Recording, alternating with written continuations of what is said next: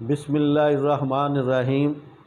अस्सलामु अलैकुम नाज़रीन, मैं हकीम मुश्ताक अहमद साहिवाल मिंट कुमरी पंजाब पाकिस्तान से आपकी खिदमत में हाज़िर हूँ। मेरी आज की वीडियो जो है उसका अनवान है फ़ालज। कि फ़ालज जो है ये आदमी का निसफ़ हिस्सा जो है वो मफलूज कर देता है, कि यानी कि जिस्म को उस हिस्से को शल कर देता है, वो हिस्सा उसका सुन्न हो जाता है, किसी काम का नहीं रहता। इसकी 3 अक़साम है। तो मेरी आज की जो वीडियो है वो फ़ालज जो दाएं जानब हो जाता है, दाएं हाथ, दाएं बाजू, दाएं टांग पर जो हो जाता है, उसकी मैं वजाहत करूँगा। क्योंकि जैसा कि मैंने बताया कि 3 फ़ालज हैं, दाईं जानब का फ़ालज और बाईं जानब का फ़ालज और फ़ालज असफल। के फ़ालज असफल निचले धड़ का फ़ालज होता है, नाफ से लेकर नीचे वाला हिस्सा जो है वो मफलूज हो जाता है। तो इसको इसीलिए कहते हैं कि ये जो मैं वजाहत कर रहा हूँ ये दाएं जानब वाले फ़ालज की है। कि इसकी जो वजह ये होती है कि आदमी का दायां हिस्सा मफलूज हो जाता है, काम करना छोड़ देता है, दिमाग की बात मानता नहीं है। तो ये असल गर्मी का फ़ालज होता है कि इंसान के जिस्म के अंदर, जिगर के अंदर और जिस्म के अंदर जो है गुर्दे मसाने के अंदर गर्मी जो है बवजह गज़ा गर्म इस्तेमाल करने की वजह से या माहौल ऐसा होने की वजह से, तो ये फ़ालज जो है शदीद गर्मी की वजह से ये हो जाता है। तो इसमें जो है ये दायां बाजू और दाईं टांग बेहिस हो जाती है कि अपना काम नहीं करती। बेहिस होने को चेक करने की निशानी ये होती है कि जो हिस्सा मफलूज हो तो उस पर अगर सुई को चबोया जाए, पेन के मदद से चबोया जाए, तो बंदे को दर्द की तकलीफ़ जो है, हिस्स जो है वो महसूस नहीं होती। उसे पता नहीं चलता कि कोई मुझे सुई चबो रहा है। तो ये इसकी सबसे बड़ी निशानी होती है। तो इसमें जो है आम तौर पर ये भी देखा गया है, तो उसका जो है आदमी का मजाज देखा जाए तो वो गर्मी वाला होता है। उसकी निशानी ये होती है कि उसको ब्लड प्रेशर भी होता है, उससे भी पता चल जाता है।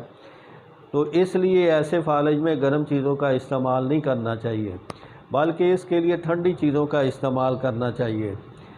और ज़बान को अगर देखा जाए तो ऐसे मरीज़ की ज़बान जो है वो बिल्कुल जो है वो सुर्ख होती है। तो बाज़ की थोड़ी सी हल्की जी सफ़ेदी माइल भी होती है, मगर ज़्यादा सुर्ख ही होती है। मुंह का ज़ायक़ा जो है उसका कड़वा होता है, और पेशाब जो है, यूरन जो है वो भी पीला आता है। पीले के साथ बाज़ का ये होता है कि जलन के साथ आता है।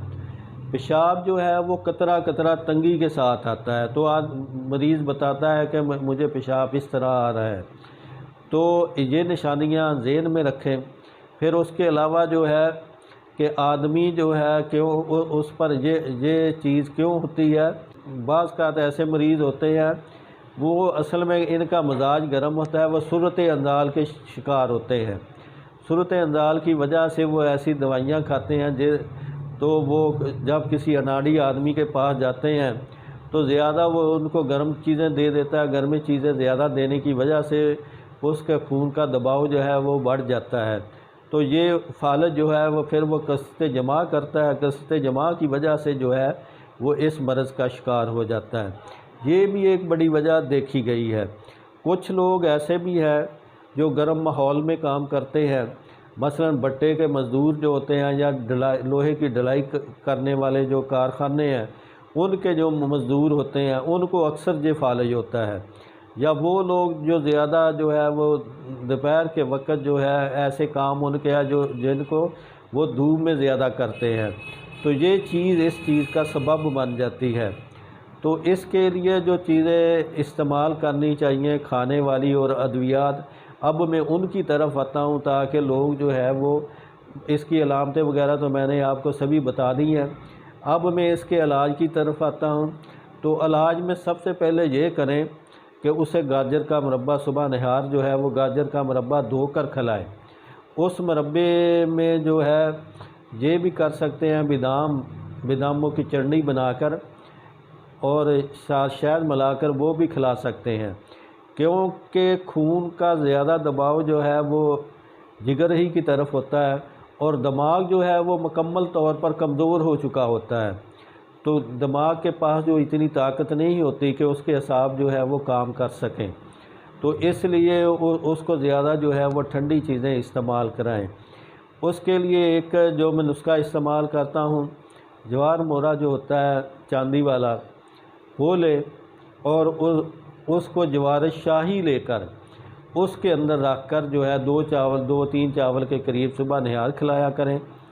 पहले ये मक्खन और गुलकंद खिलाएं और साथ जो है ये एक कहवा बना कर दें या दूध में ही उबाल कर दें कि उसके अंदर आपने ये डालना है, एक गुलकंद डाल लें, ज़ीरा सफ़ेद थोड़ा सा डाल लें और सौंफ डालकर इलायची छोटी 2 अदद छोटी इलायची डालें और आधा किलो दूध लेकर उसको उबाल लें अच्छी तरह पुन कर जो है फिर उसको मरीज़ को पिलाएं। अगर ना भी पुने वैसे ही खा जाए तो ठीक है। तो गुलकंद जो है वो आपने अच्छी किस्म की लेनी है। ये बाज़ारी जो दरबारों वाली फूलों वाली गुलकंद है वो नहीं लेनी, वो जानवरों को देते हैं। वो पंसारी से कहना कि मुझे वो अच्छी गुलकंद दे जो है खाने के लिए इस्तेमाल की जाती है। सब्जियों में उसे ये करें कि कद्दू, तोरी, टिंडा, बड़ा कद्दू, गाजर, मूली, शलजम, मूंगरे ये सब्जियां इस्तेमाल कराएं। उसके अंदर सुरख मिर्च नहीं डालनी, तो काली मिर्च डालें हल्की और ज़ीरा सफ़ेद डालें और हल्के मसाले डालें, तो ये इस्तेमाल कराएं। नमक जो है वो बहुत थोड़ा इस्तेमाल करना चाहिए। और उसके अलावा जैसा कि मैंने बताया है कि खमीरा मरवारीद भी दे सकते हैं। और जो एक नुस्खा में ये खीर का इस्तेमाल करता हूँ कि लहसुन देसी जो है वो ले लें आप, थूम भी जिसे आप पंजाबी में कहते हैं, कि वो 1 पाव छील कर उसका वज़न 1 पाव ले लें, उसको कूट लें और 1 किलो दूध में उसको उबालें। उबालते उबालते जब वो बिल्कुल जो है सुर्खी मायल सा हो जाए, दूध खुश्क होकर वो मक्खन बनेगा, वो सुर्खी मायल हो जाए, फिर शहद ले लें आधा किलो शहद के अंदर उसको मिक्स करके रख लें।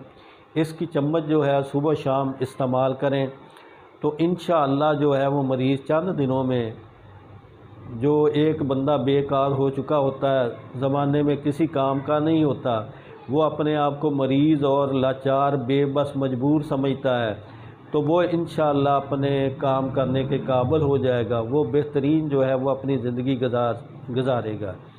नाज़रीन, ये मेरा नया चैनल है, तो मेरे इस चैनल को आप सब्सक्राइब कर दें।